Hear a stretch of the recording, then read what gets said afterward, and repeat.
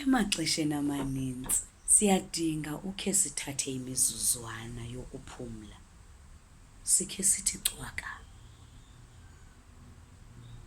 Lena yindlela onothi unxulumane ngayo nomntwana wakho. Xelela kaloku mzali umntwana wakho ukuba umnika imizuzu 5 yokumenzela nantoni na ayithandayo okanye ayifunayo.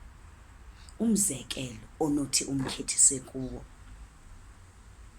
umenza intloko yakhe, okanye umenzela iti ayithandayo, okanye udlala naye egadini, okanye umculela nje ingoma nje ayithandayo okanye ibali alithandayo.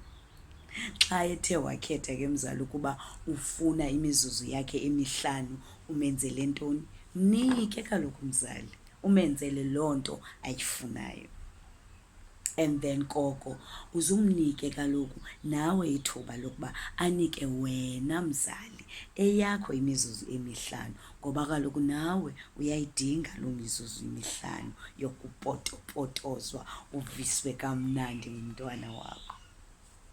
Thatha elo thuba mzali.